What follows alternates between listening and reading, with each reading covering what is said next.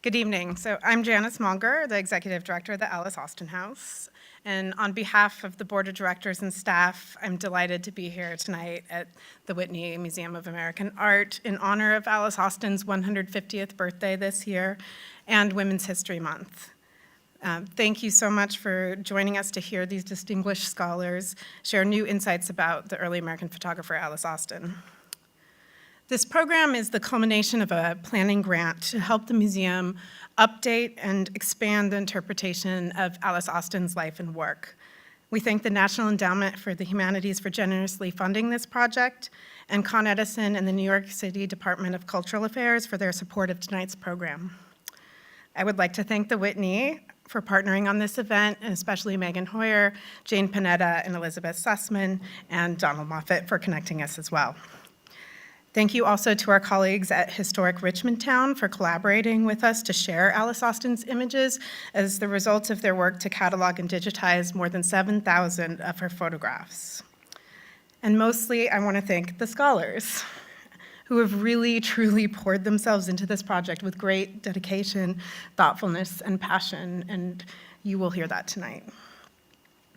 And now to Alice Austen, a remarkable woman who was a trailblazer and left us an astonishing photographic record of Victorian life on Staten Island and a changing New York City at the turn of the 20th century. We'll hear tonight from the scholars about pertinent themes in Alice Austen's photography and her life. Let me touch briefly upon who she was as a woman. Alice Austen was born Elizabeth Alice Munn on March 17, 1866 on Staten Island. Abandoned by her father as an infant, baby Alice and her mother moved into her grandparents' home, Clear Comfort, a Victorian Gothic cottage on the waterfront of Staten Island at the entrance to the New York Narrows. Alice Austen was raised in a lively household with her grandparents and a spunky aunt and a worldly uncle. The home itself was built as a one-room Dutch farmhouse dating to about 1690, so making it one of the oldest homes in New York City.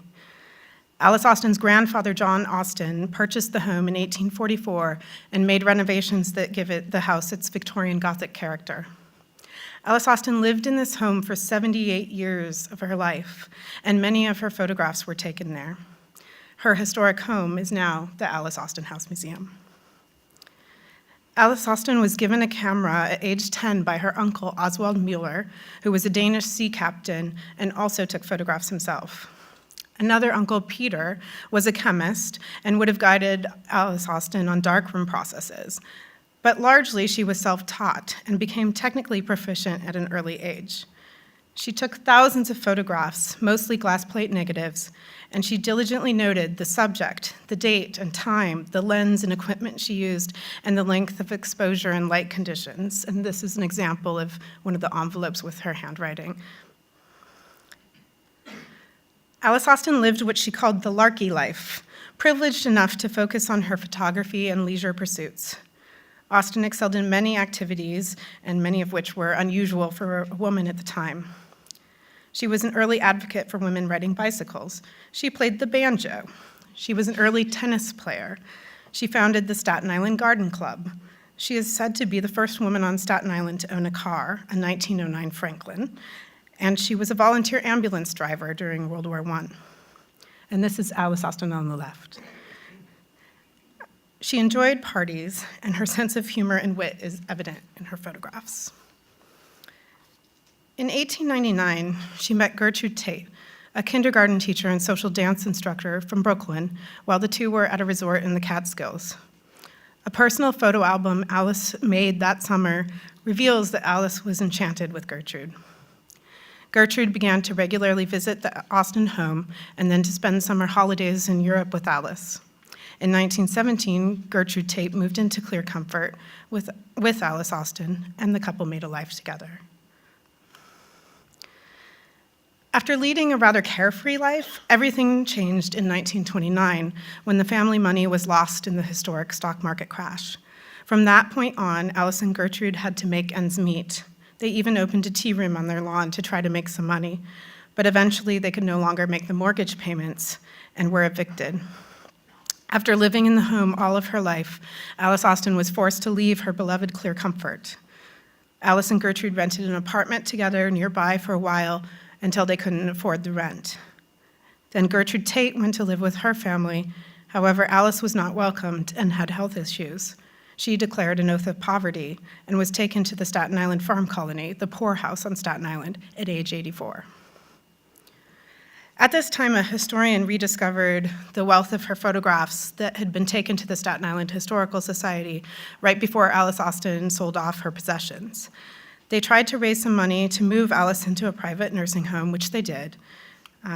They were successful in licensing the images to Life magazine, and Alice Austen received some recognition with a spread in Life in September 1951 with photographs taken by Alfred Eisenstadt.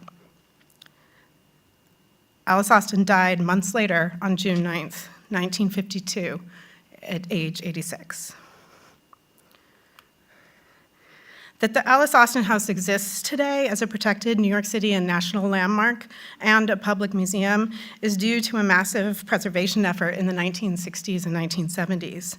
Since the site was zoned for high-rise development, we could have easily lost this treasure.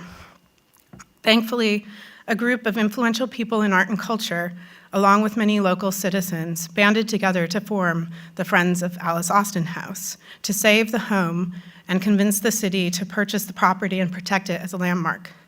The Friends group included such high-profile individuals as Berenice Abbott, Edward Steichen, Alfred Eisenstadt, Philip Johnson, and Margot Gale. Opened as a public museum in 1985, the Alice Austen House now presents changing exhibitions of Alice Austen's work and contemporary photography, with solo exhibitions of artists working in the vein of Alice Austen, and group exhibitions inspired by themes from her life and work that speak to their relevance today.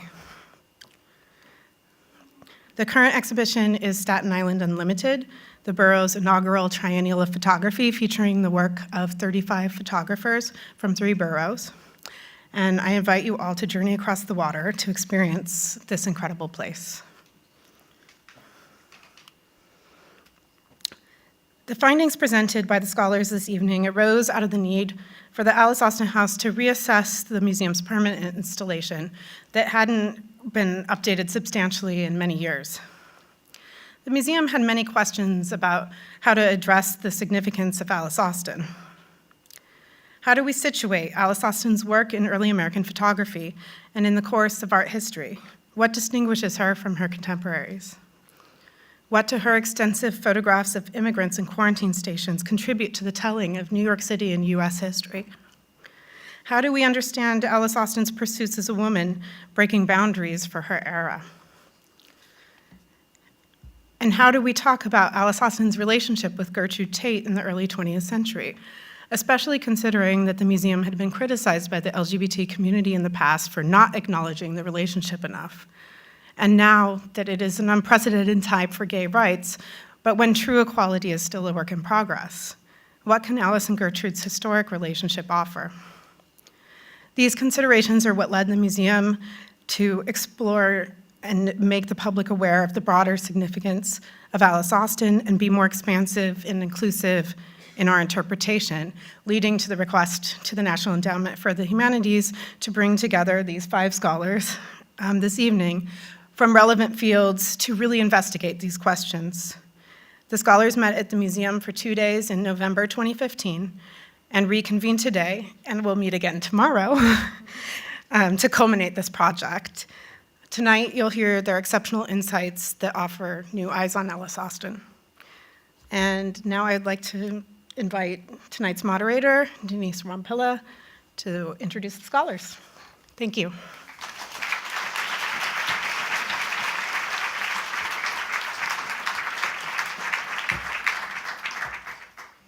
Good evening.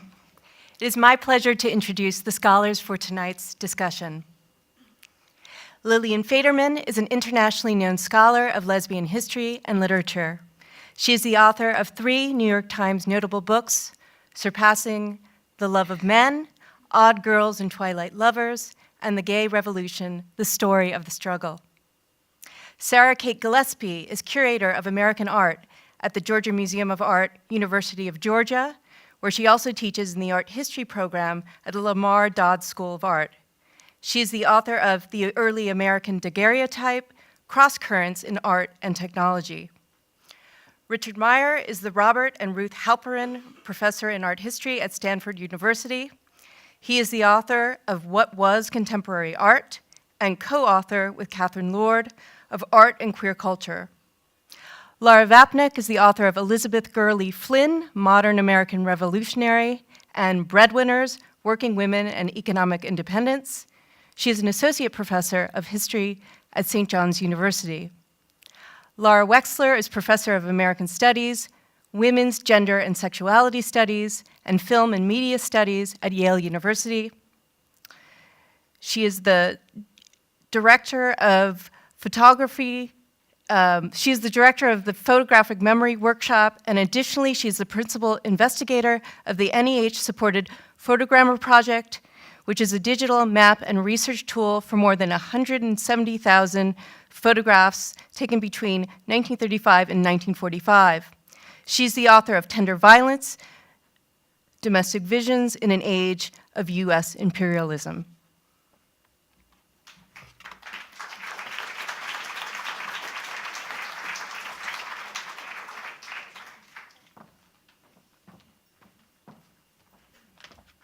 All right. I guess I'm starting here, so. Hi, I'm Sarah Kate in that list of scholars, the one from the South. So I'd like to thank Janice and Denise for all their hard work, and of course Janice for the invitation to work with the scholars in the first place, and of course everyone else here on this team. It's been just a real pleasure, and I really look forward to continuing this. So I'm going to speak to you tonight about Austen's place in the larger trajectory of the history of photography, just briefly so that we can situate her and think about what other people were doing at the same time. And I wanted to start with this particular image that you're going to see repeated several times tonight when some of my colleagues speak with you as well.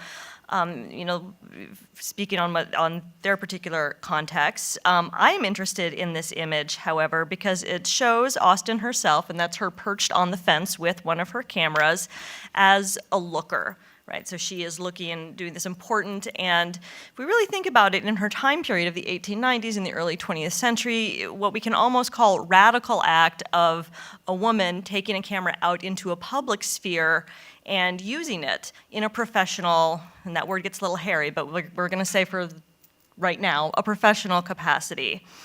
Now,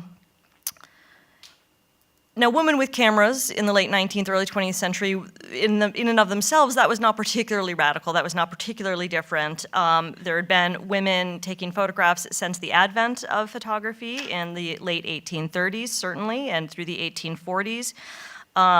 This just continues to grow and grow and grow as the 19th century progresses.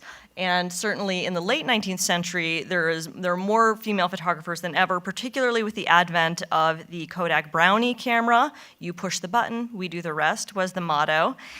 These were specifically marketed towards women to use in domestic circumstances, on the one hand, to document their potentially growing families, and then also marketed towards the quote-unquote new woman, of which we'll hear quite a bit more about from Lara when she speaks, to document their sort of greater mobility and greater freedom.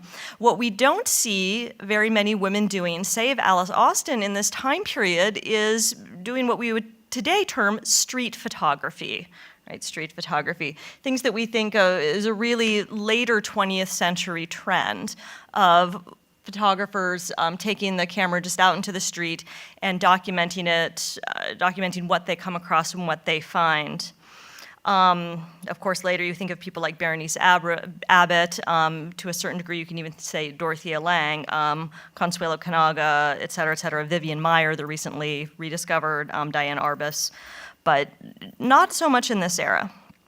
So this is one of her photographs that can be qualified as this street photography, a street sweeper. Now, Austen, like many female photographers, I think, of the late 19th, early 20th century, has been in some ways overlooked in the history of photography. Historians, we tend to know who she is, but she's not as well known as some of the other names I just mentioned to the wider public. And I think what we'll see as we run through this panel tonight is that it's because she occupies somewhat liminal spaces within the history as it's been constructed. It gets back to that sort of hairy word of professional. She is neither fully professional as it's come to be defined, nor is she fully amateur. And it also gets to this word of documentarian. She does and she doesn't document what she sees. You know, she does in the sense that she just it is clearly a document of something, but the way we've come to understand a documentarian photographer, particularly one for social reform purposes, she's not engaged in those kinds of activities. So we don't quite know where to put her. She's got a foot in many, many, many camps, and she's sort of doing her own thing. And like I said, the street photography is fairly unusual for a woman of her period. She has been classified as the first. I certainly would say she is among the first. You know, maybe somebody will surface at a later date who was doing these sorts of activities prior to her. Now, getting back to the sort of professional amateur question, this work, along with another one I'm going to show you, she copyrighted them and put them into a portfolio for sale. And that to me is something that we could qualify as professional, right? You know, looking to make money from her imagery. But then we're going to see, you saw on the slideshow that was running in through some of the images that Janice showed you, there's a lot of personal imagery as well, a lot of domestic imagery. So that's where some of that elision comes from. Now, a word about her process. As mentioned, she worked mostly with glass plate negatives. She worked in the dry plate process. The dry plate method. She would often, according to her main biographer, Anne Novotny, she would often carry two cameras, since these are the plates. You know, she can't enlarge them or reduce them. So she would often carry two cameras to make images of different sizes. She's carrying upwards to what we think of as 50 pounds, perhaps, of photographic equipment when she goes on these journeys into the streets of Manhattan from Staten Island. So with all of that in mind, we can think about what other people were doing at the same time. Who else was out in the streets taking pictures, right? So we've thought about women photographers, what they were doing primarily. One of the main strains of what we see happening in this late 19th, early 20th century period of street photography is that more muckraking social documentary photography as exemplified by someone like Jacob Riis or Lewis Hine. Riis, of course, publishing his How the Other Half Lives, first as a series in Scribner's in 1889, and then the full book comes out in 1890. And really meant to change conditions in tenements as a vehicle for reform. So using the photograph as a visual expression of reform. This is clearly not what Austen is doing. You can just even tell by the way the two images are framed. Her newsboy looks clean, he looks shiny, he looks happy. You know, he is cheerfully handing out a paper. He is not sleeping at 2 a.m. in the corner of a press room, you know, with a sad little hat pulled over his eyes. So really different approaches to what they are encountering in the streets. And I should say that this newsboy image and her street sweeper image, you can see the street types of New York portfolio. So one of the things that I think is an avenue for further research is this idea of the street type and who this portfolio is being marketed towards. Is it being marketed towards people in the city, in New York City, to see the sorts of types they might encounter all the time? Is it being marketed towards people outside of the city to familiarize themselves with these, you know, sort of almost touristic kinds of street types that they might encounter? And we see this term type sometimes applied later in the 20th century to other photographers, notably in Europe, August Sander, but also the photographer Doris Ullman and some other people as well. Now, you can see in the street sweeper and in the newsboy, these are also carefully posed subjects. And as I mentioned, if she's carrying about 50 pounds worth of equipment, she's working with the glass plates. This is going to take some time to set up. This is not a snapshot aesthetic, right? So she's not just running through sort of taking things willy-nilly. She's got to set up and then set her subjects up. That said, however, you see from the image on the left, she is capable of taking photographs that have this wonderful spontaneous quality as well. So she obviously had to set up that equipment, as I said, but then waits to actually take the shot until there's this sort of casual moment with the image on the left. Very different from what we see somebody like Paul Strand on the right doing, who is working with a hidden lens, a hidden camera. He put a fake lens on the side of his camera to photograph his subject unawares. He doesn't want them to know that he's taking the picture. You can't avoid Alice Austen and her 50 pounds of equipment when she's coming at you with her camera. You know she's there. And so even just bringing Paul Strand up brings up the question, of course, of the other main strain of photography that's happening. Of course, there are others, but these are sort of two of the main ones in this era, and that is the development of the photo secession and the movement of art photography, again, put that in quotes too, art photography, as exemplified by Alfred Stieglitz, Paul Strand, Edward Steichen, and the pictorialist movement, and then moving into more what we would term modern photography. It's exemplified by someone like Strand here. And Austen seems to have no interest in this either. She's working concurrently with these folks. She is certainly a very well-educated woman. She is, going in and out of the city all the time. It seems impossible to believe that she would not have had an awareness of this very important, burgeoning photographic group in society, and yet she keeps herself separate. She just sort of does her own thing. So that's just sort of to give you an idea of how radical her works were and her action was to go out into the street with the camera. That's all right. That's my signal. We'll move on.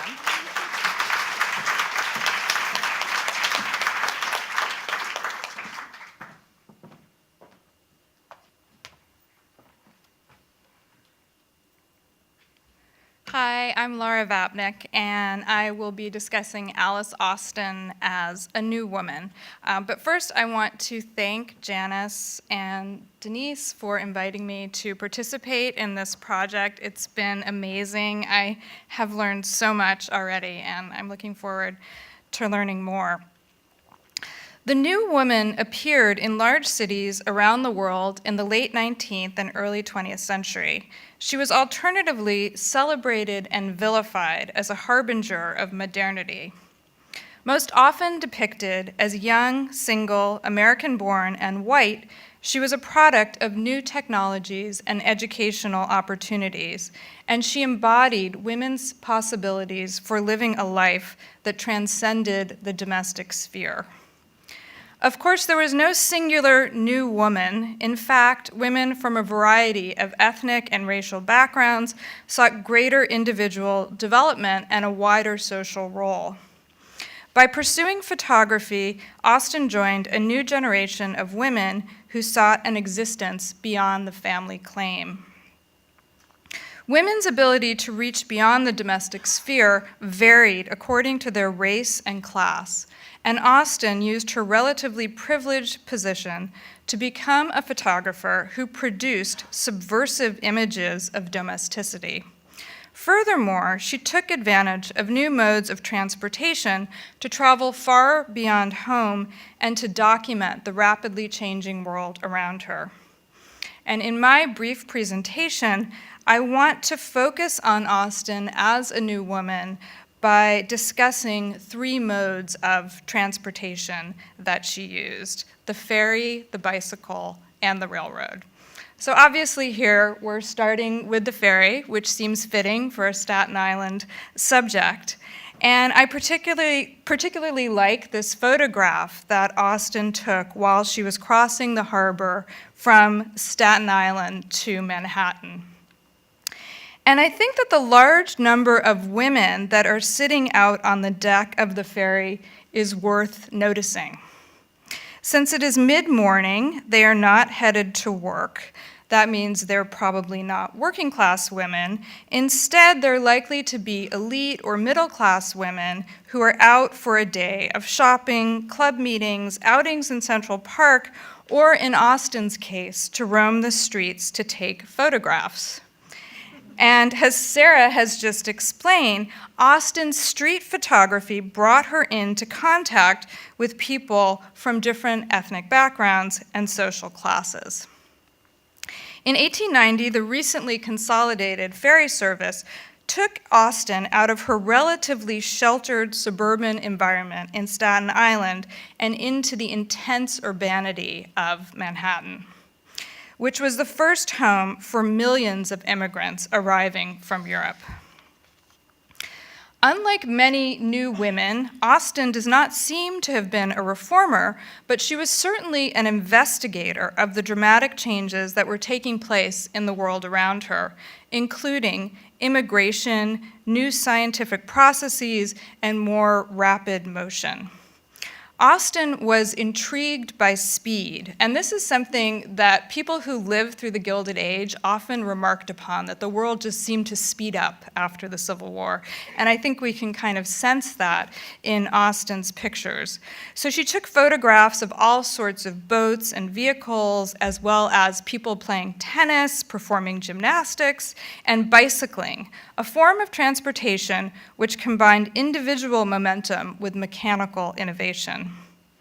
By showing women in motion, Austen challenged viewers to think about gender in new ways. And this next slide shows a Staten Island bicycle club tea. Interestingly, the bicycle club included both men and women, and it suggests some of the new leisure activities that became available to the middle class during the Gilded Age and Progressive era. Austen's friend, Maria Ward, stands at the center of the group, pictured here, wearing a rather distinctive sculptural black hat. Bicycling for ladies posed particular challenges to propriety and to women's previous experience that Ward tackled in a book of the same name.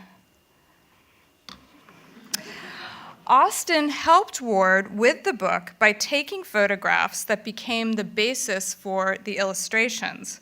She used her friend, Daisy Elliott, a gymnast, as a model. And you will note that in both of these pictures, the model is wearing bloomers, which were a symbol of female emancipation. Although if you actually read Bicycling for Ladies, they don't recommend wearing bloomers. They sort of assume women will still be wearing corsets, but they recommend that you find a corset that has elastic on the sides, which supposedly will be more comfortable. Bicycling for Ladies instructed women on proper riding form, suitable clothing, and how to use tools to adjust the bike or fix flat tires. Austen most likely agreed with Ward that the chief pleasure of bicycling is independence and the joy of being free. And I would argue that for women like Austen, who came of age in the late 19th century, the mobility enabled by the bicycle had a particular significance. It celebrated a new athleticism among women, and it suggested the thrill of travel and discovery, whether in Staten Island, Manhattan, or setting off for longer journeys. And this slide shows Austen shaking hands with her dog before she departs for the World's Columbian Exposition. And I think it's very telling that the caption begins self-starting for Chicago. I love this phrase because I think it suggests that through her photography and her travel, Austen actualized herself. This was a thoroughly modern project for a woman that was indicative of her time and would have been very difficult a generation earlier. And I would argue that even if Austen did not need to earn a living and came from a social set that viewed women's wage earning as déclassé, she took her photography very seriously and pursued it, I agree, as sort of a profession in that it required skill and dedication. and I think that she used it as an opening to see more of the world. In order to reach Chicago, Austen would have traveled by train, most likely on a Pullman car, where she, like the other wealthy passengers, would have been served by African-American men who had once been slaves. Like other members of her class, Austen's race and gender were defined in part by not having to serve others either at home or in commercial settings. By choosing not to marry or have children, and this is something that Lillian is going to discuss further, Austen freed herself from the domestic labor expected of wives and mothers, opening more time and ability to pursue her photography. She spent 2 weeks in Chicago photographing the World's Fair, and she copyrighted 25 of her images. And this is one of them. Just as the railroad reflected racial distinctions, so too did the fair, which was known as the White City. African Americans were excluded from attending except on particular days, and the exhibit celebrated white Anglo-Saxon Protestant achievements as the apogee of civilization. People from other parts of the world were exhibited as curiosities and relegated to the more carnivalesque midway. Austen's photographs focused on the grand neoclassical architecture that was at the center of the fair. Her ability to travel to Chicago in order to produce these photographs reminds us that the privileges of the new woman were not universally shared. They required time, money, and a particular racial identity in order to participate fully. I close with this observation, not to dismiss Austen, but rather to place her more firmly in her historical context and to flag the ways that race and class intersected with gender to shape her identity as a new woman and to create a particular vantage point from which she viewed and documented the world. Thank you.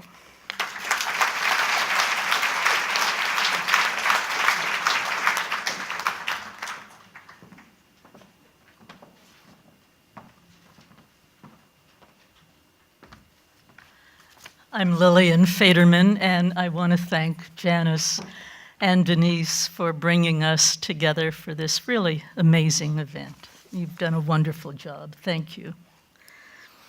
The story goes that when Alice Austen and her wonderful photographs were discovered in 1951 by magazine editor and writer Oliver Jensen, he asked why she never married.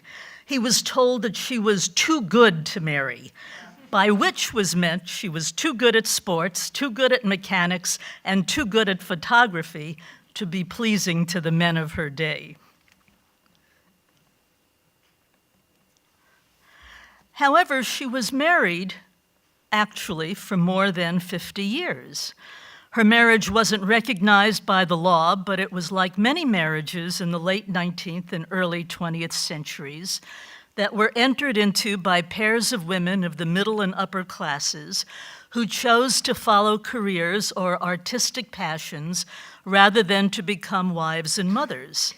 The poet Amy Lowell had such a marriage with the actress Ada Russell until Lowell's death in 1926. Nobel Prize winner Jane Addams, who pioneered in the settlement house movement, had such a marriage with Chicago heiress Mary Rosett Smith, who was her partner for more than 30 years.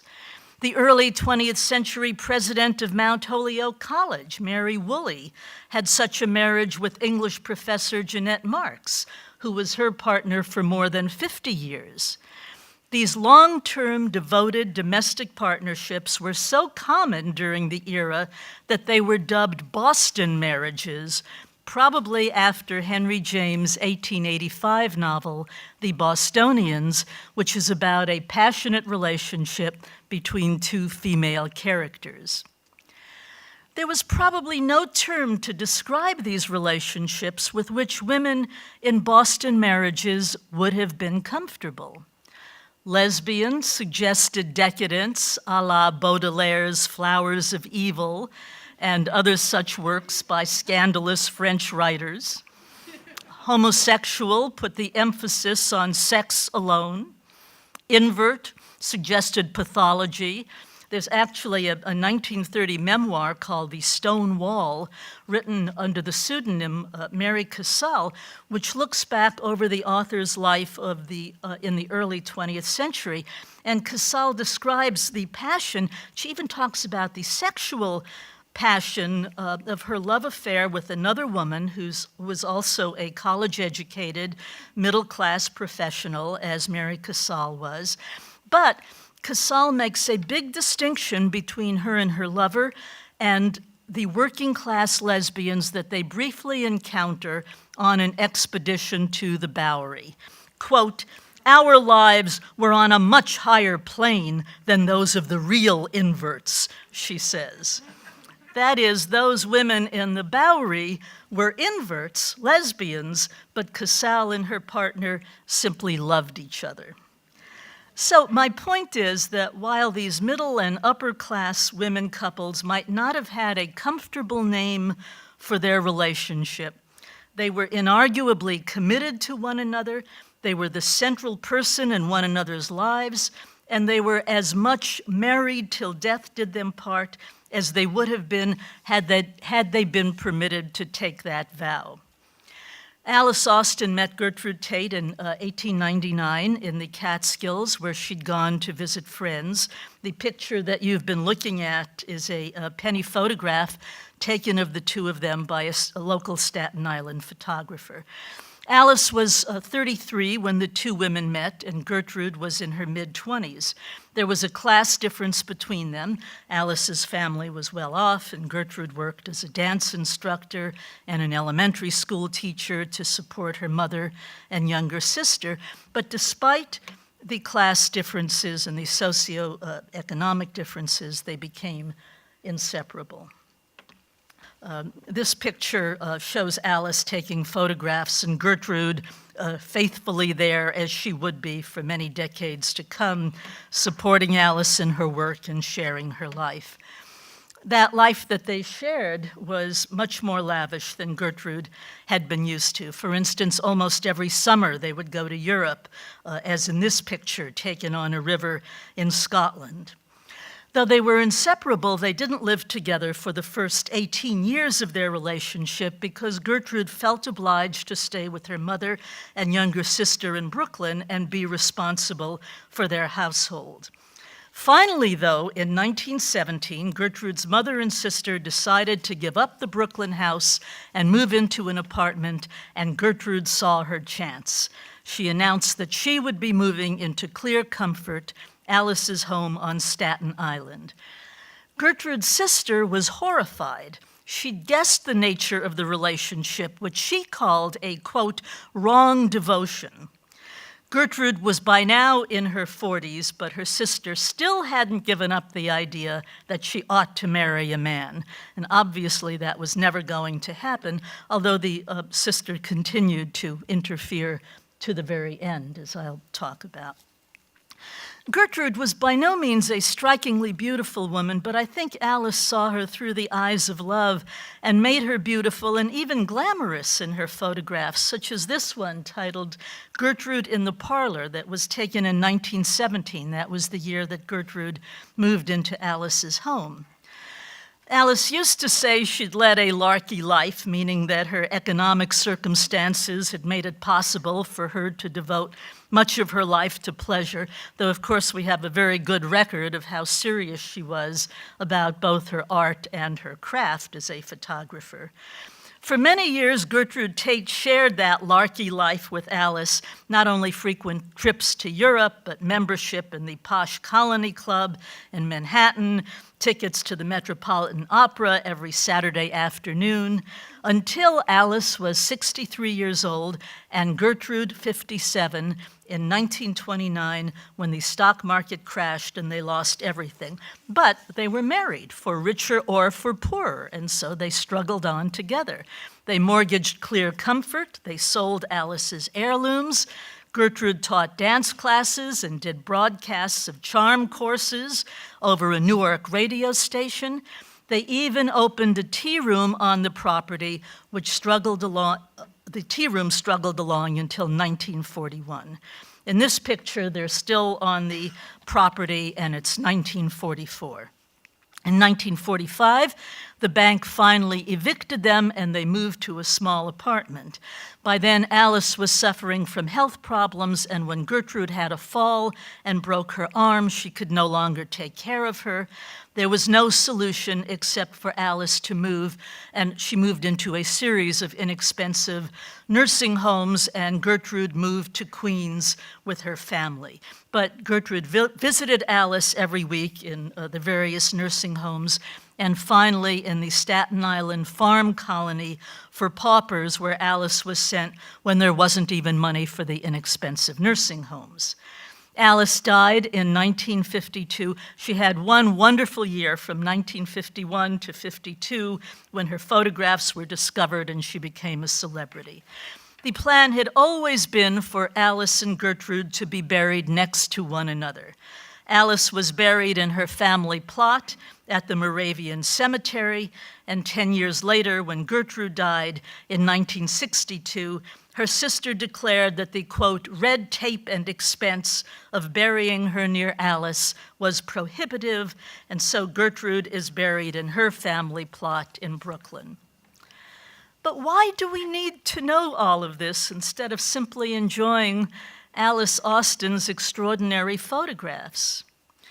Because it gives us an insight into some of the most iconic yet baffling of her pictures, such as the one of the women couples gazing at one another, or the playful or transgressive photographs of women in men's drag, or Alice and her friend Trude, masked, smoking, half undressed, and sassy. For years, the part of Alice Austen's life that showed her to be what our era would call lesbian had been repressed by those wishing to, quote, save her reputation. Now we can finally talk about it without stigma. And it's as relevant as knowing that the woman in Renoir's Lise with a Parasol was his mistress, or that Claude Monet's favorite model, Camille, became his wife.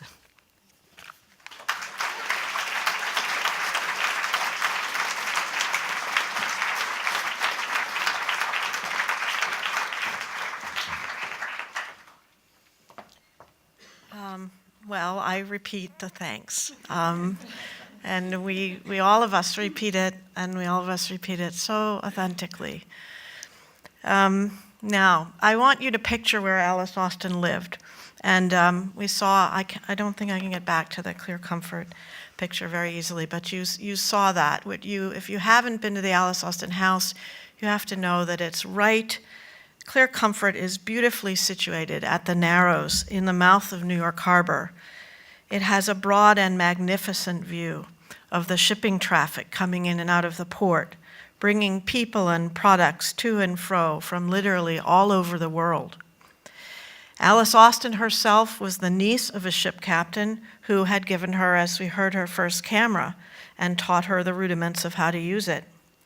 Over many decades, she and her friends and family would sit on the veranda or stand at the end of the garden path, gazing out over the water at the busy shipping lanes. Or she would set up her large view camera at the edge of the property and photograph the passing vessels. It was a fascinating and obvious and unavoidable question. Who was coming in and out of the port of New York on those ships? By the time that Alice Austen was born in 1866, the country itself had asked and tried to answer that question a number of times. In 1790, the brand new nation of the United States adopted a rule that any free white person could apply for citizenship after 2 years of residency. Shortly thereafter, these are the Alien and Sedition Acts that we learned in high school that we didn't understand, at least I didn't. In 1798, the residency requirement was raised from 2 to 14 years, and the possibility of deportation of dangerous aliens was added. In 1880, the residency requirement was reduced again, but to 5-year terms. In 1819, the government first began to register those who were leaving as well, those who were bound for Europe. By 1846, Irish people of all classes facing the potato famine were emigrating to the United States. About 10 years later, in 1857, as the abolition crisis was boiling over, the Dred Scott decision made it clear that free black people were not citizens no matter what residency and had no rights, quote, that the court was bound to respect. In 1864, there were new rules for importing contract laborers. In 1868, the 14th Amendment gave or guaranteed or restored African Americans their full citizenship rights, and the federal government took control of immigration law from the states. By 1880, the population of the United States stood at about 50 million people, and in the next decade, more than 5.2 million immigrants entered the United States. 50 million people and 5.2 million more in a decade. Large numbers of them came through the Port of New York. Jacob Riis had started making his photographic surveys and excursions and published How the Other Half Lives in 1840. Alice was 14 years old. She'd been looking at the shipping lanes virtually all her life and photographing for 4 years. In 1890, 15% of the population of the United States had been born in another country, increasingly drawn from Southern and Eastern Europe rather than as earlier from Northern and Western Europe. To control the flow of immigrants on the East Coast, Ellis Island opened in 1892, enforcing on the West Coast the Chinese Exclusion Act that officially forbade Chinese immigration. Anarchists, epileptics, polygamists, and beggars were among the first to be refused. Women, it was said by an Ellis Island official, traveling alone must be met by a man or couldn't land on the mainland, or they were in danger of immediate deportation. In 1906, English became a requirement for entry, and that soon turned into a more complex literacy test. In 1907, quote, people with physical and mental defects, along with those who had tuberculosis, and children unaccompanied by a parent were turned away. So by the time that the young Alice Austen began photographing the shipping channels, what persons could come in and out had been codified in great detail, and she was likely to have been quite aware of the categories of desirable and undesirable immigrants. But it's not only the movements of persons that concerned the authorities. They were worried also by the possibility of epidemics of communicable diseases that traveled with the people on those ships. A cholera epidemic that had started in 1832 in New York City caused a massive number of deaths up and down the East Coast. Throughout the 19th century, yellow fever, tuberculosis, malaria, influenza, measles, diphtheria, scarlet fever, and bubonic plague threatened and caused public health emergencies. Too often, the people who suffered from such diseases were dehumanized and treated as if they were the diseases themselves. Living on Staten Island, Alice Austen and her family had a front seat view of this history as well. Staten Island historically was the chosen place for the city to deposit its infectious patients and its fear of pestilence. And Staten Islanders, who were largely farmers and oystermen, resented this tremendously. In 1858, just before Alice Austen was born, shortly before she was born, the New York Marine Hospital, known as the Quarantine, a complex of 20 buildings housing around 1,500 people at a time in Tompkinsville, Staten Island, was burned to the ground by a mob of arsonists and vigilantes. No one was killed, but there was a famous trial in which the ringleaders were acquitted, in part on the basis of the higher law that they had of self-defense. The Quarantine was subsequently relocated offshore on a floating ship hospital, and in 1866, the year of her birth, it was moved to Swinburne and Hoffman Islands off the coast of South Beach near Clear Comfort. Decades later, that went to Ellis Island. Like many families that had suffered deaths due to disease, Alice Austen's grandparents had moved to Staten Island in part to escape the pestilence in the city. It would have been impossible for Austen not to be aware of this foreboding history as well as she gazed out at the Chipping Channel. These themes of the attraction and the danger of strangers, of modernity and its malevolence, of riot and control, merge in some of the strongest and most important work that Alice Austen did as a photographer. This is the Quarantine series. This work came about when this man, Dr. Alva H. Doty, who is the chief health officer of the Port of New York, appointed in 1895 and likely a family friend, hired Alice to make a set of photographs of the sterilization and quarantine facilities at Hoffman and Swinburne Islands. Doty was a cutting-edge public health scientist, and his methods of quarantine and his methods of sterilization were written up and were admired throughout the country by his professional peers. He also had been in charge of eradicating mosquitoes from Staten Island, so he's a well-known figure on Staten Island, and very advanced control of the public health facilities.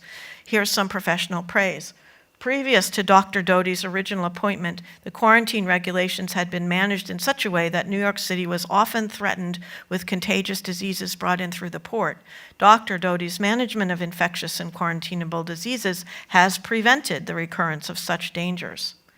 Now, Alice Austen had her own, as we've heard already, her own idiosyncratic approach to photography. Instead of camera work, she was reading popular mechanics. She was interested in science. She had a car that she knew how to fix. She knew how to break down a bicycle and put it back together again.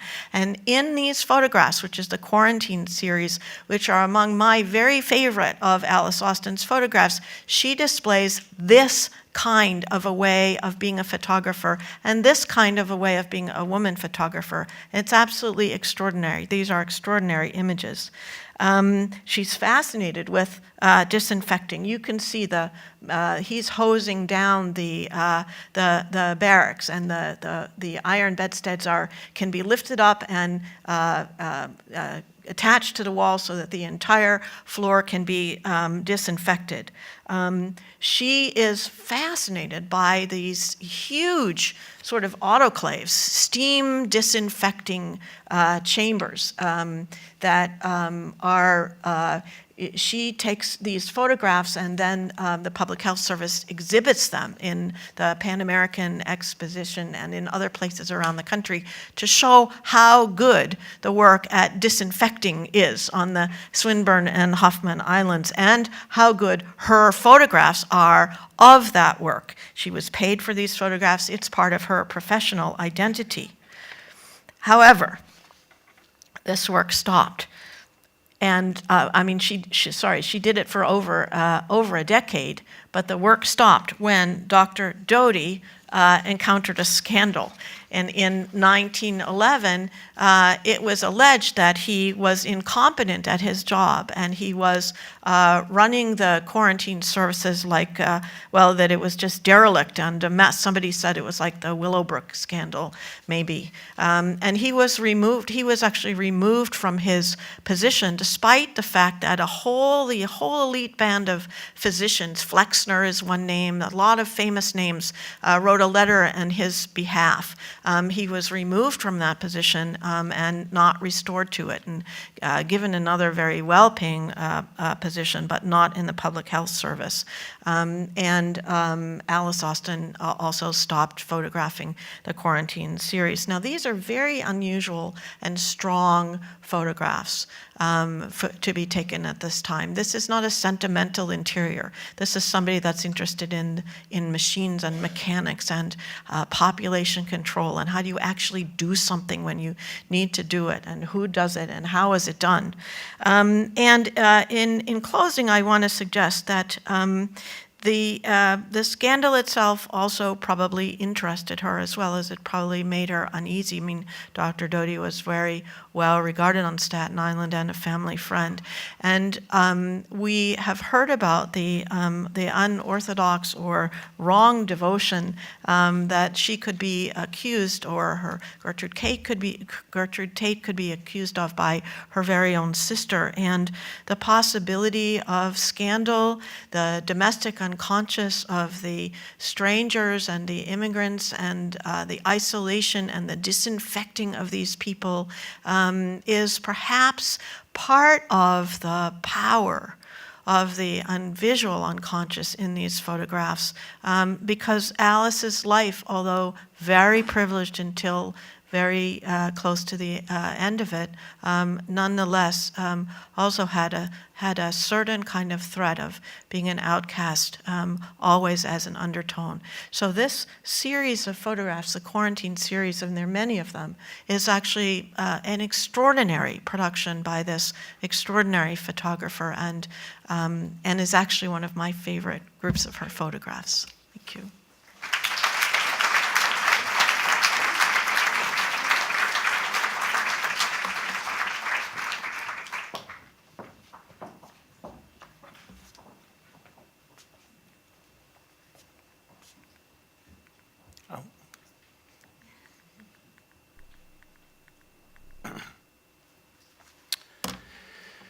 When she was a woman of 40, the photographer clambered up a high fence beside the racetrack, focusing her European press camera on the turn-of-the-century automobile speed trials on Staten Island. One friend who was with her raised his own camera to record the photographer, so we can see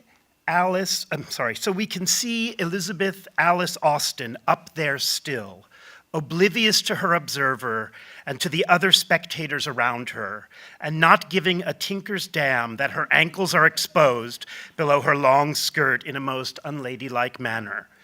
The lover who was to share Alice's life and her enthusiasms for over 50 years, Gertrude Amelia Tate, is smiling quizzically at the second photographer. She and he may be sharing amusement at how very characteristic this unconventional pose is for Alice.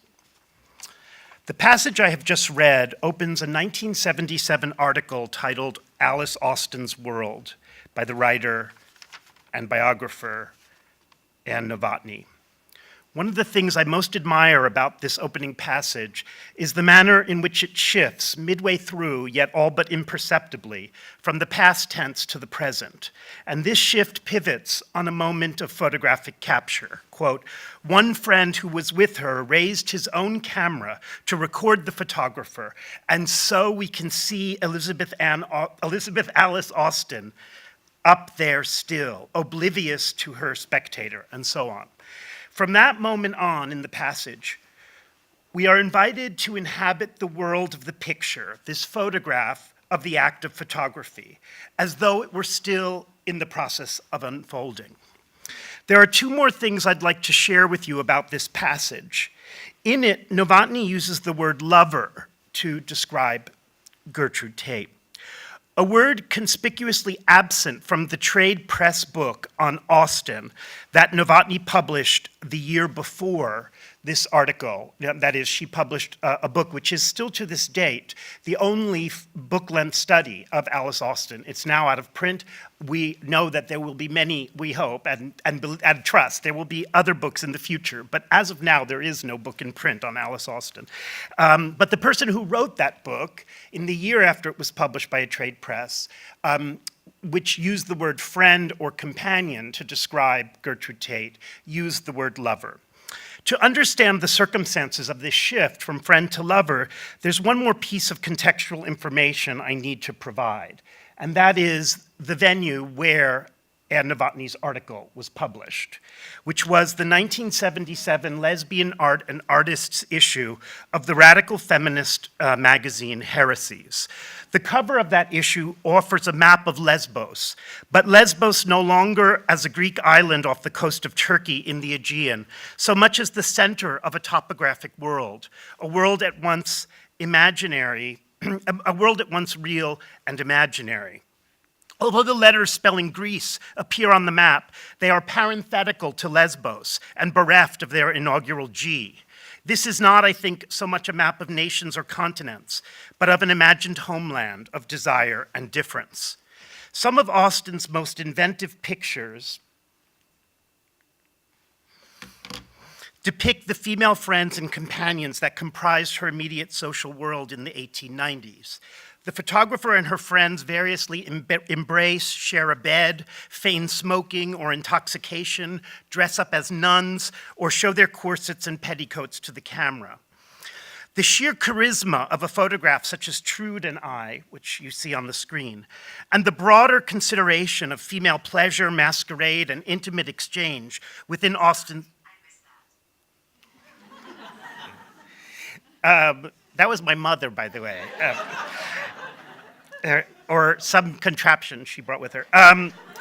The broader consideration of female pleasure, masquerade, and intimate exchange within Austen's world makes it clear, I think, why her photographs would be reclaimed and celebrated within the context of 1970s lesbian feminism. And here I'm showing you the cover of Dyke magazine from fall 1976, which has a colorized version and a cropped version of one of Alice's most iconic photographs. And I think that, as I said, the reclamation is clear, but I think there's also a certain loss. In this case, for example, that red and sky, we lose something of the historical specificity of the black and white visual world of the original image, but also, I think, Alice's intricate choreography and the compositional complexity of the original image, which you see here. I am showing you The Darned Club from 1891, the title of which, and that title is actually inscribed very unusually for Alice Austen to do this, it's inscribed in quotation marks on the negative, the glass plate negative. The title parrots the voice of an exasperated man excluded from the women's intimacy, but it also suggests, however lightly, the rebuke of late 19th century women who rejected the company of men. I want here, just briefly, for you to think about the ways in which the foursome is organized by Austen into two groups of two that are themselves matched and placed in intimate proximity, such, for example, while the two central women, Trude Eggleston and Julia Marsh, embrace the partners they face, and that's Alice Austen on the left, and Julia Marsh, no, Alice Austen on the left and Sue Ripley on the far right. While they embrace the partners they face, they also brush up against one another from the rear. Similarly, even as the two outside women are coupled with an immediate partner, they also bookend the group of four and help to constitute it as a collective, a club. To put it another way, we could say that while Alice embraces Trude and Sue embraces Julia, Alice and Sue also mirror and reach out to one another. The lovely arithmetic at play here may exceed the equation of 2 + 2 = 4, in part because we realize that the rhetoric of the image allows for no divisibility into fully independent couples, and in part because gestural symmetries and compositional mirroring means that the viewer may, as it were, change up the pairing, such that, for example, we see the right-facing Sue as an echo or slightly miniaturized double of the right-facing Julia. This is not even to mention the choreography of negative space formed by the slender gaps between the women, including the vase-like form at center. But more than any of this, what complicates the arithmetic of 2 + 2 = 4 is in The Darned Club is that one of the four figures, Alice, on the far left, also represents a fifth term in the equation. Alice is the photographer who composes the scene from without, from the other side of the camera's lens, even as she takes her place within that very composition. Rather than pursuing the question of whether Austen was a lesbian or should be identified as such today, I am more interested in attending to what might be called the erotics of her imagery, to her attentiveness to moments of female privacy and affection, but also to her insistence and expertise at pictorial composition, lighting, costuming, and, in a different sense, to the particularity of October 29th, 1891, and she also specified this was taken at 3 p.m. Austen was a committed technician of photography, but she was also, I would claim, an important turn of the 20th century American artist, in the sense that she conceived and composed unforgettable pictures by combining her dedication to visual form with unorthodox or largely overlooked subject matter. Ultimately, Austen's work is, for me, most profoundly queer, not because it documents late 19th century female sexuality, or even because it was reclaimed in the 1970s in the post-Stonewall lesbian feminist pages of Dyke and Heresies. Rather, Austen's photographic vision is queer because of its commitment to non-normative moments of pleasure and masquerade, but also, and less affirmative, to non-normative scenes of quarantined immigrants and street laborers. Austen's photographs continue to matter today because they still ask us to imagine other possibilities for women, for the poetics of everyday life, for the proximity and the distance between ourselves and others, between you and me. What I find in the end so transporting about a photograph like The Darn Club is that it does not simply record a moment of physical affection among four friends on the front lawn of Clear Comfort on an October afternoon in 1891.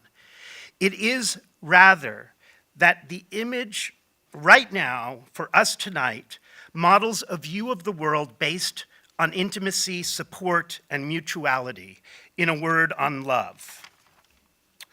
And it models what that might look like.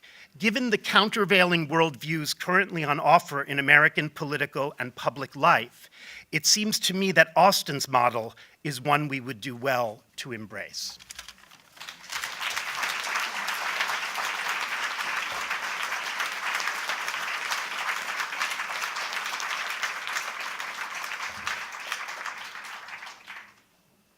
So thank you.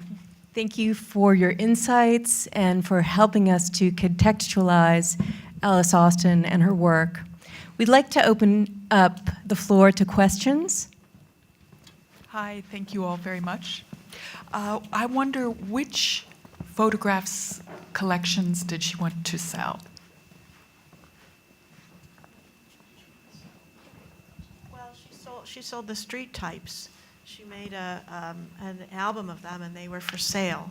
And she copyrighted the quarantines, many of the quarantine pictures. I'm not sure they were for sale, but they were used by the Public Health Service. And she probably wanted to sell the World's Fair photographs, because in order to make photographs like that at the World's Fair, which Jessie Tarbuck Spiels made, Frances Benjamin Johnson made her, people that in her cohort, you actually had to get licensed by the fair, and you would make views of the fair, and the fair would help you sell those views, and those are official World's Fair views. So my guess is she was trying to sell those as well. I would guess also that she had no intention of marketing photographs such as the Darn Club or Trude and I Masked. I think those were for private consumption passed among her friends. And I think we know that because these photographs would never have been copyrighted, nor were they ever reproduced, unlike the quarantine photographs in the moment, in her lifetime. But I do think it's important, as I know you do, we all do, that they endure. I mean, now they are public, and so I think the whole history, as you've written about, of things that were made for a private world, that still is history. And I think one of the curious things that we've wondered as scholars and discussed in our group is after the crash of 1929, it seems like the most obvious resource that the couple had to fall back on would have been Alice's photography at some point. And it's rather curious that she doesn't seem to turn back to that and try to either make new photographs that could be sold or remarket the ones that she had sold, at least not that I'm aware of. Yeah, so I think in a way she's professional in terms of her devotion to her craft of photography, but she doesn't ever seem to view it as an opportunity for money making or self-support, which is something that sets her apart from some of the other early female photographers who actually did manage to make a living from photography. So I think that might be linked to her family situation in Staten Island, to the community that she came from. That didn't seem acceptable for her to pursue any sort of a lucrative career. And you get the sense that when they ran the tea room, it was a very reluctant enterprise.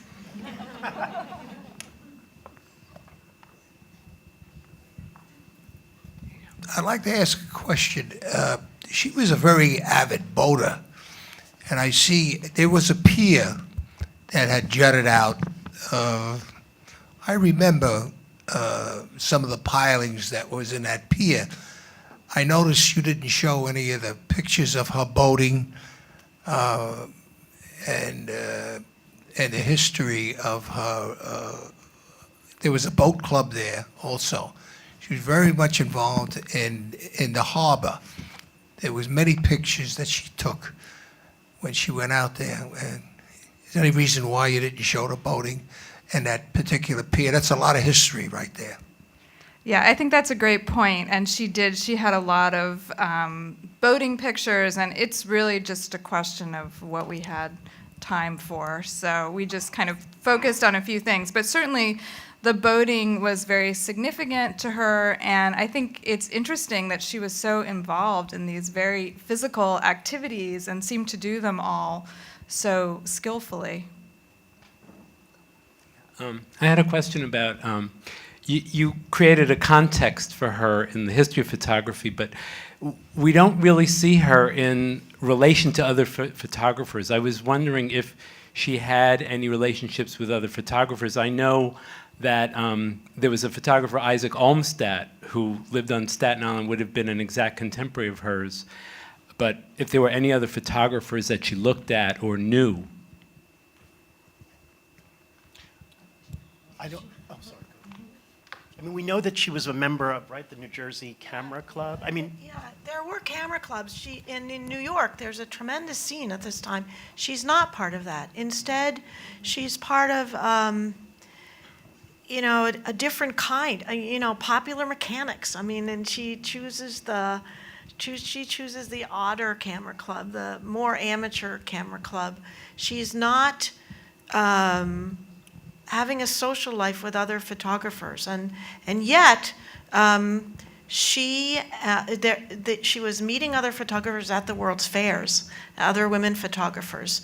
It's not that she was unknown as a photographer. It's just that her practice of photography is about this life that she's creating, and it's not about the practice of photography as a life with other photographers.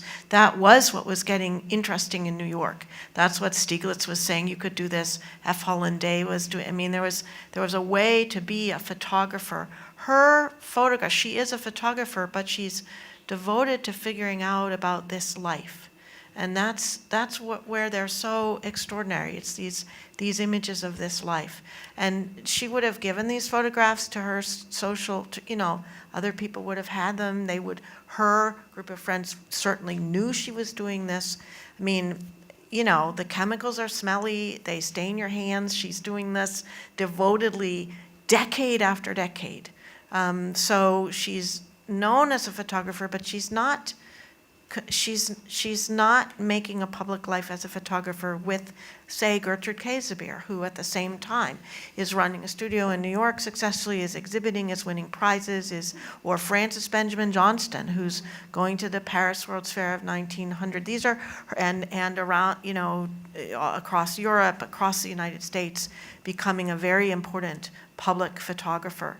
Alice Austen is not doing that. She's focused on if one can say, the queerness of the domesticity of her moment that she's living, and she's finding images for that, and she's producing a corpus that is unlike any other. I mean, maybe the closest is maybe Lady Clementina Haywarden, who is dressing up her family and taking pictures in England, or perhaps Cameron, who is also enacting the Idylls of the King, and dressing people up and doing things. But this is the life they're living rather than the fictions that they are recreating. And that's what's so extraordinary to me about them. I think I just wanted to amplify, or one thing that Laura just said that I think is crucial, which is that we need a different model of how art history, the history of photography, and also curatorial practice, professional curatorial practice is organized, because we have to stop, I believe, I say this to my students all the time, with this notion that a photographer has to be placed in relation to other photographers, as though the only way a photographer can respond to the world is through a dialogue with other photographers, as opposed to, say, a dialogue with Dr. Doty, or a dialogue with the world, the incredibly imaginative and vibrant world of women that, they're not other photographers, but they are authors, they're gymnasts. Gertrude Tate was an educator and a dancer. Those can all be artistic and photographic, in this case, inspirations.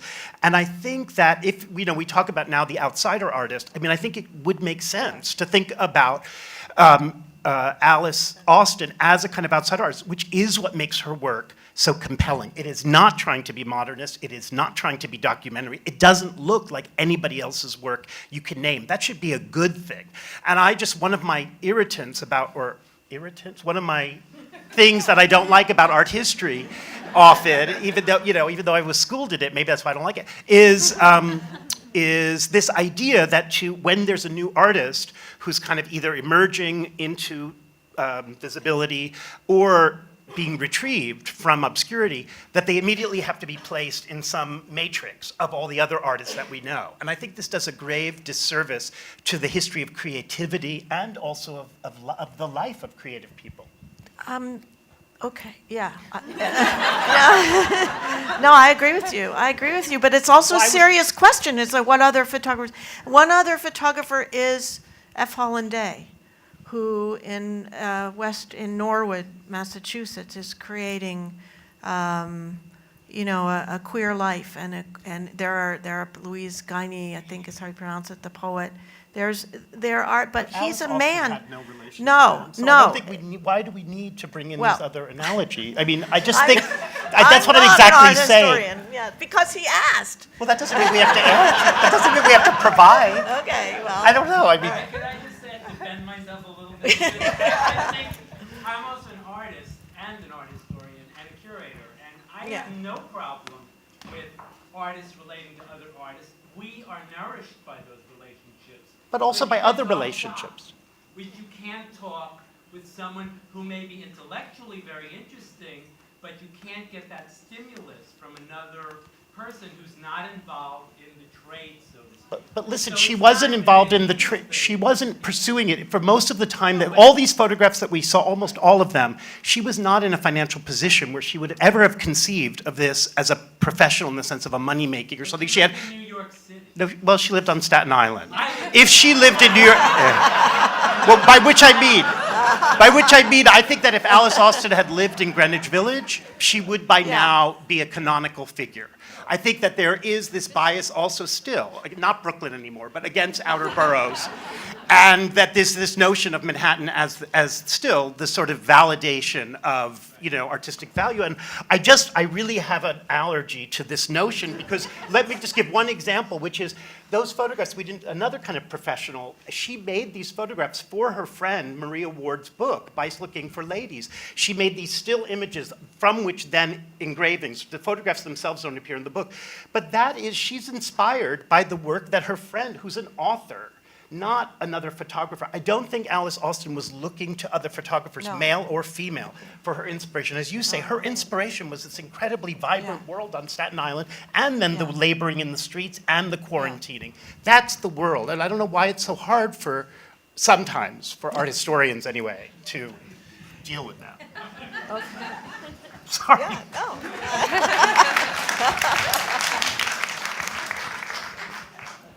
In the front? Right here? Hi, sorry.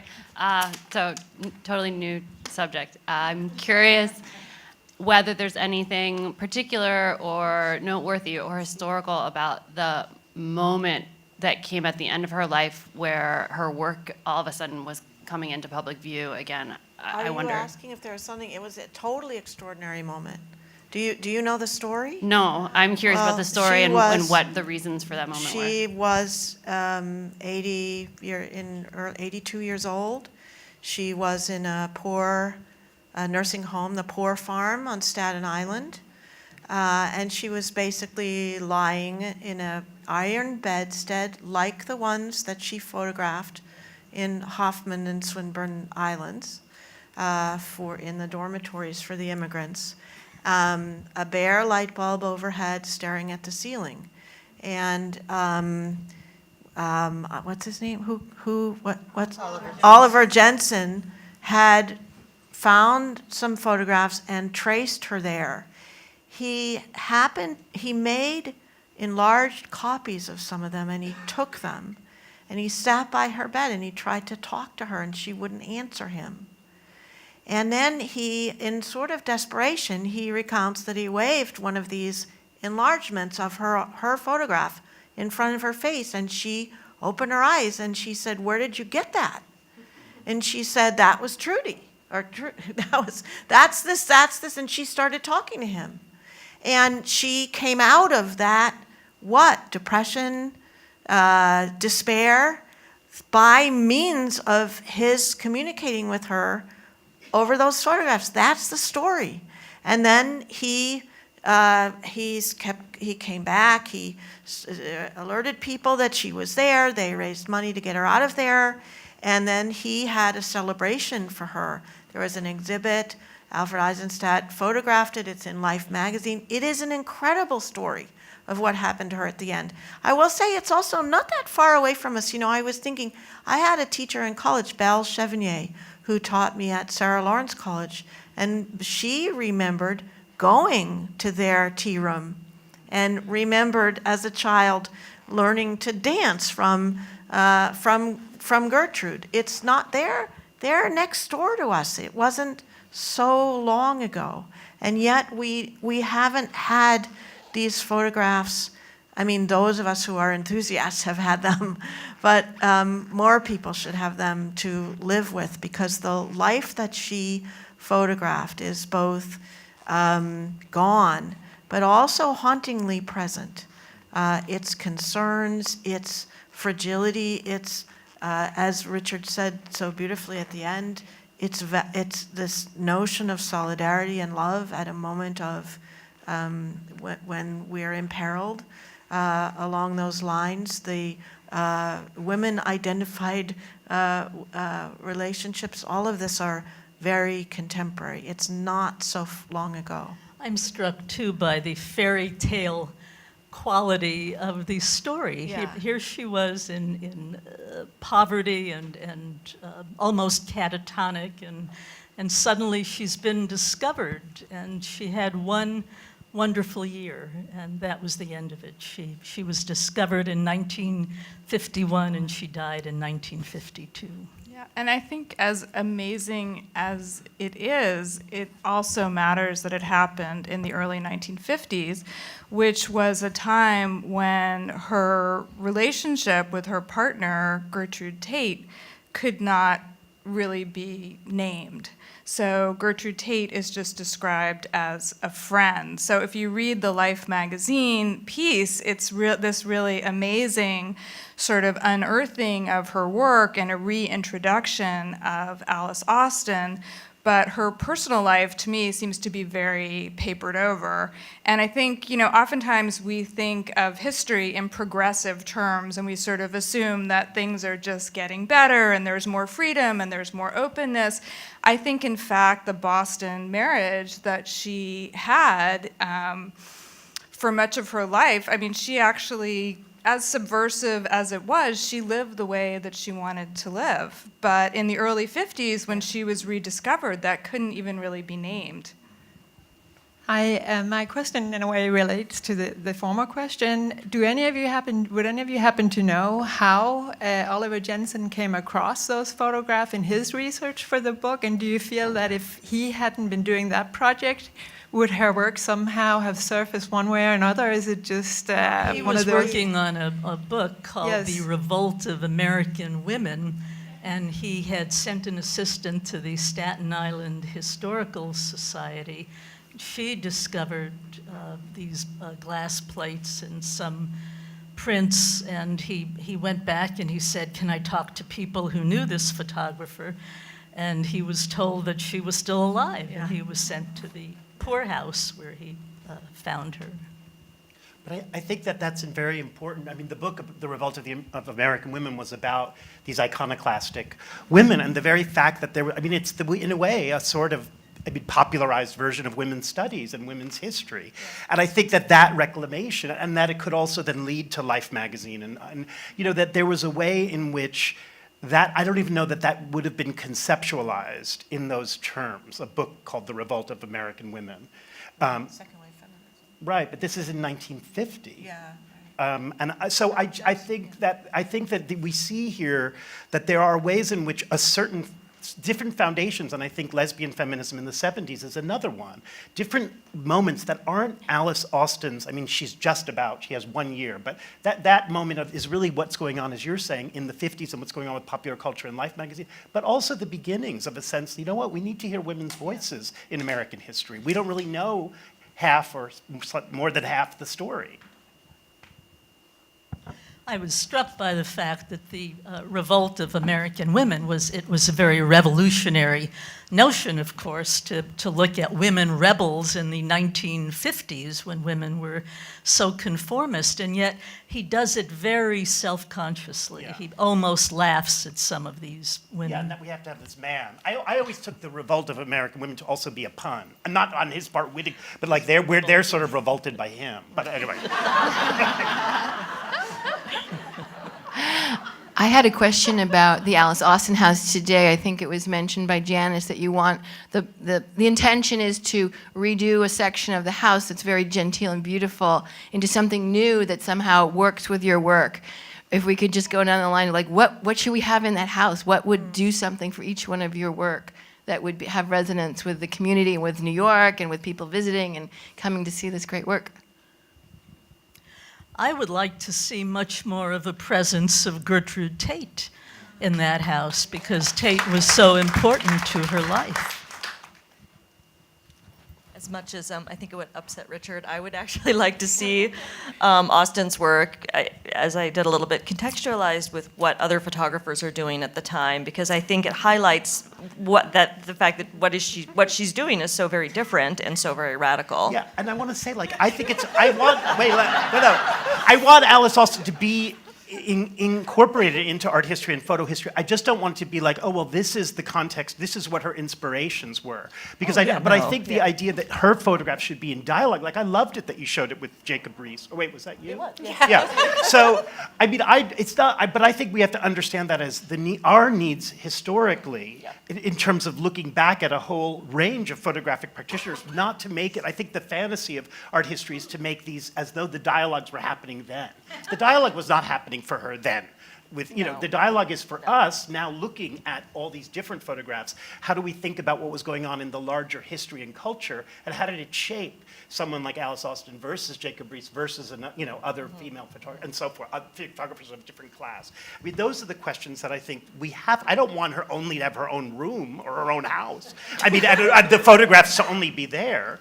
They have to be put into a large. I just don't want that history to be retroactively projected onto her work as what caused her to, or what inspired her. Right. No, of course, I do think it's not an unworthwhile question, though, to consider who she might have encountered, not necessarily as an inspiration, but maybe as a rejection. I mean, maybe just to sort of think about if she had a larger awareness, and I suggested this a little bit because I don't know, we haven't, I don't know if that scholarship's been done, to think about like who she might have been aware of, just because it was such a rich moment in photographic history. She was in the New Jersey Camera Club, so she was aware. I mean, no, think about it. She Yeah, made she was- Albert types. There were there's thousands of other Albert types. I mean, why are we looking to to a photo history of individual makers when her interest, I think, as you were arguing, is really in a kind of popular culture of photography and science. And that's the issue where I feel like often art history and museum culture, it just really wants to assimilate any creative person into into a community of named great, progressive other photographers and artists. And I feel like, no, let's actually look at the broader culture that she's responding, including the proto-lesbian. But we can do both, can't we? We can, but I just think it does a certain my own feeling, and I know I'm on a soapbox here, but a Pear's soapbox, but there's the nuns are wearing Pear's soapbox habits. But I don't know, I think we need to challenge ourselves to move beyond that model where each artist gets sort of slotted into a matrix of other artists. When the world is so much bigger for artists, then, they deal with everyone, hopefully. I think you can think of her as an early techie. And I think she belongs in feminist science and technology studies as much as she does in photography. And what I like to see is some kind of genius installation that makes use of the boats, makes use of the water, makes use of the ships, makes use of the islands, the plague islands, that's what they were called, the autoclave that is, this, I can imagine something at the edge of the water that's a beautiful installation that's made by a contemporary artist that's able to make this underground history palpable, because that's the pattern of the life that she lived. And that would help make it more apparent. I would really like to see more about the household and all of the different people that lived there. For much of her life, she was living with family members. She lived with her aunt and uncle. She lived with her mother. And then also all of the servants that were living with them and waiting on them. And she had some really interesting pictures that she took of the servants. So I would like the house to kind of show some of the class relations and the ways that those were lived out in a place like Clear Comfort. And I would like, this is actually the front yard of the house, if you haven't been there, so it has this incredible view of the Narrows and many of the gardens. I mean, I would like something outside. I mean, some way to sort of think about how Alice is using this house as a kind of a stage set. I mean, the way in which she poses these women on the lawn, but against the water, and how important that view we know was to her. I would like somehow to use the view and kind of bring Alice out, as it were, of the inside. She didn't only exist inside that house. She was constantly moving out into the world. Hi, I just wondered if the scholars had any written documentation to draw from, or if you were entirely basing your research on photography, and if in that written documentation there was any suggestion of Alice's intention for art versus reportage, or if in fact her reportage has become art with high history and hindsight, if you see what I mean. Thanks.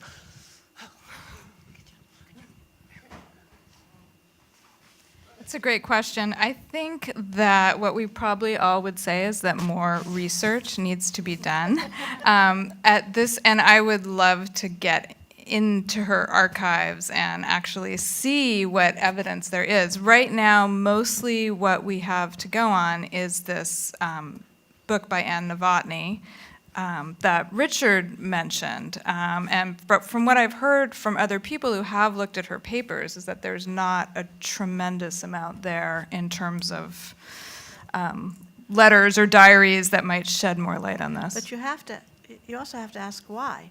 If that written record isn't there, it doesn't mean that it wasn't made.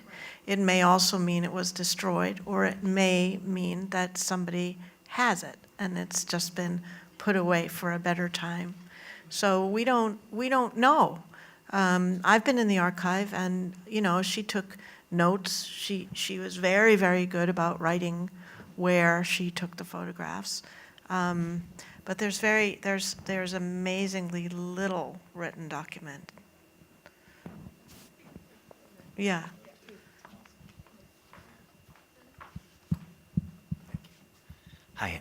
Hi, thank you.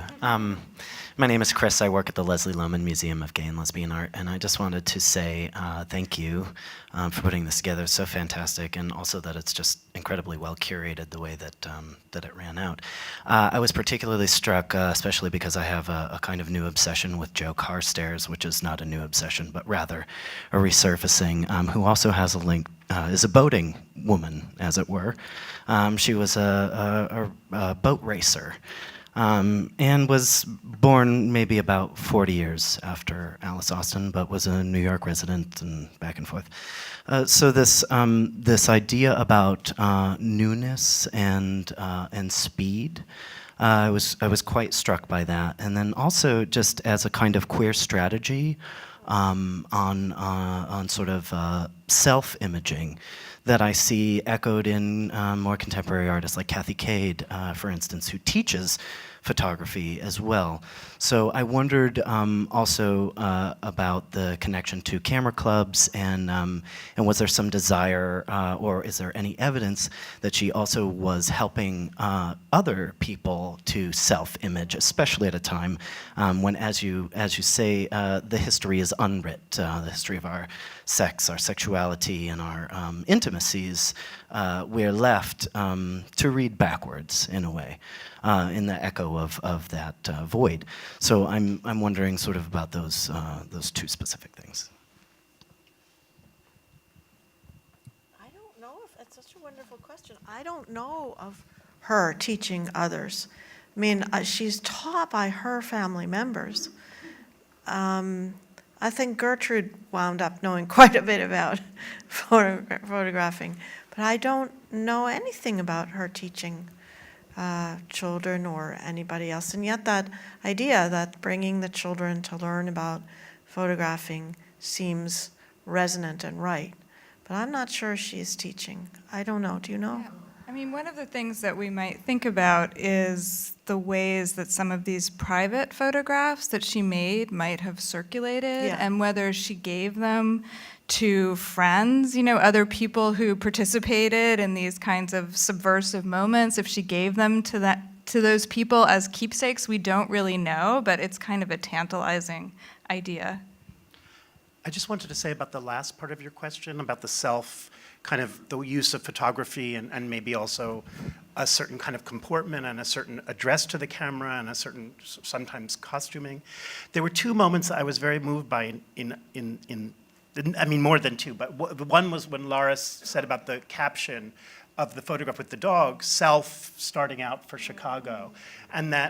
When Alice writes, instead of saying AA or me, or she says self, and it is almost as though there is a self, I think, created, and this is a feminist issue, whether or not she was part of the suffragette movement, which apparently that to me, for us now, I mean, looking back at the history of women's experience, and I think it could also be understood in relation to trying to forge, as a woman, an identity outside of marriage with, sustain a relationship with another woman when there is going to be recriminations, let's say from your immediate family, like your sister, but the other moment was when you said, which I would never, I guess as a man, like I've learned, I don't ever say anything about people's appearance in the images, like I've met her, I just don't feel, anyway. But I really liked it when you said like she was not a beautiful woman, or about Gertrude Tate. But that's such a glamorous, romantic Right, and that's what I picture. thought. I thought, well, here you'd make your lover, or you make your partner into, I mean, it's the photograph and the lighting and the dress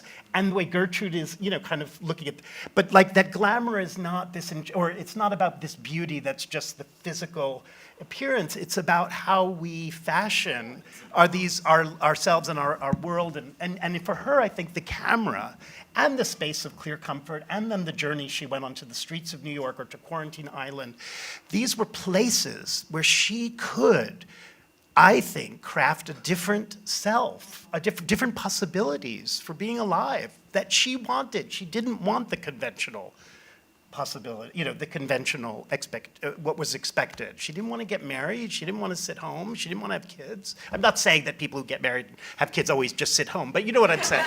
Like, I know that but in those days. right. And as you said, she did, in a sense, get married, but she didn't want to get married to a man, I should say. And I think in a certain sense, Bicycling for Ladies, her participating in that project was very much linked to wanting to give all women the wherewithal to go out and ride bikes. She didn't want people to be intimidated by that. She had great facility with tools, and I think that that's, reflected in some of the mechanical pictures in Bicycling for Ladies. There's pictures of, how to turn over your bike. So just things like that, sort of giving people permission, giving ladies permission who picked up this book to say it's perfectly acceptable for you to take, to become a bicyclist and for you to have tools and know how to fix your bike. I mean, it seems kind of basic, but I think at the moment it was actually rather profound. And I don't think anyone here would disagree with me that however, wonderful all of our everyone's presentations have been, it is still a scratching of the surface. And I think there are troves possibly of unmined information. Like, I don't know if anyone's gone through the archives of the New Jersey Camera Club and really tried to see if she, maybe there are records in there that she was teaching, other people here and there. I don't know if Novotny did that, and I feel like that would be something, when we go deeper, that's something that there are areas that might reveal more. Okay, one last question.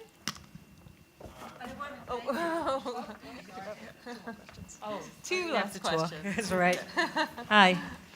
I want to thank you guys for everything, but when you look into this deeper, look at where she is. She's in Staten Island in the late 1800s, where I had my aunts and uncles down the street from her, great aunts and uncles, where my mom resides in the house my grandfather built in 1888, about a mile away from her house. That island was so isolated. A ferry goes in, a ferry goes out. So she lived, to me, her life quietly, privately. The photographs just are a blessing to us, today's generation that can appreciate it. But as you're looking into it, I could tell you from stories going back way when, people did not want to know what was happening in your house. Seriously, they didn't want to know. They'd say hello to you on the street, hi to you at church, but she, to me, lived a secret life, and the only way she could express it, living with a partner for all those years, taking pictures of her friends, her companion, things that she can enjoy and embrace and appreciate herself. This is what I see. But I gotta say one thing about that Hoffman Island, and I know this for a fact, 3 generations on Staten Island. There had to have been something that that doctor saw in her talent for a female at that time to go to that island.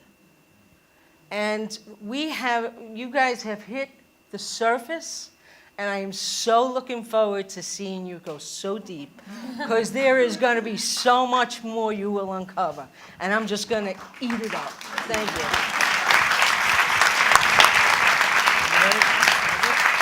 Okay, I think that is a wonderful place for us to end. I want everyone to thank our scholars for being so fantastic tonight. And thank you, audience, for being so interested in Alice Austen. Thank you.